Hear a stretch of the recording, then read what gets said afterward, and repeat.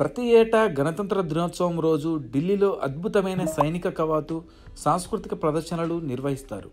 ఈ ప్రదర్శనల్లో దేశంలోని వివిధ రాష్ట్రాలకు ఉన్న ప్రత్యేక సంస్కృతి ఇందులో ప్రతిబింబిస్తుంది. వేడుకలు చూసేందుకు ప్రధాని, కేంద్ర మంత్రి మండలితో సహా అనేక రాష్ట్రాల నుంచి ప్రముఖులు హాజరవుతారు. ఈ సందర్భంగా చేపట్టే శకటాల ప్రదర్శన రోజుకే హైలైట్గా నిలుస్తుంది. కానీ గత 3 ఏళ్లుగా తెలంగాణ శకటం లేకపోవడం, దాని గురించి గత ప్రభుత్వం ఎలాంటి చొరవ తీసుకోకపోవడం జరిగింది. గతేడాది డిసెంబర్ 27న ప్రధాని మోదీతో CM Revanth Reddy, deputy CM బట్టి విక్రమార్క భేటీ కాగా పలు విషయాలు చర్చించారు.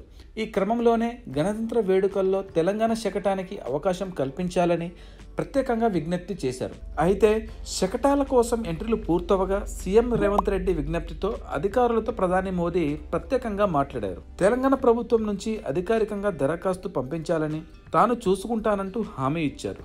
ఇలా మిగతా 2-3 రాష్ట్రాలు కూడా గడువు తర్వాత అప్లై చేసుకోగా తెలంగాణ శకటానికి మాత్రమే పర్మిషన్ దొరకడం విశేషం. 3 ఏళ్ల తర్వాత తెలంగాణకు ఈ అవకాశం దక్కడంతో మదర్ ఆఫ్ డెమోక్రసీ థీమ్తో శకటం రూపొందించనున్నారు. ప్రజల హక్కులు, ప్రజాస్వామ్య విలువలు కాపాడే దిశగా తెలంగాణ సాయుధ పోరాటం జరిగింది.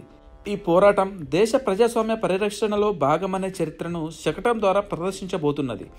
ఎవరు సాయుధ పోరాటం చేసినా అంతిమంగా అది హక్కుల కోసమే అనే భావనతో తెలంగాణ శకటం సిద్ధమవుతున్నది.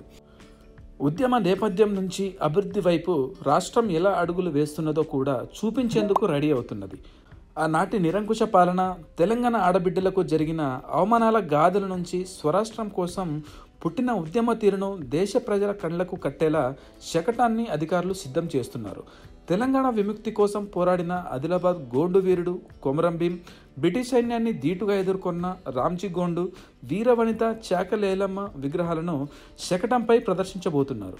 మలిదశ ఉద్యమంలో ప్రాణాలు అర్పించిన ఎందరో అమరుల త్యాగాలను స్మరించేలా తెలంగాణ సర్కార్ శకటాన్ని రూపొందిస్తున్నది.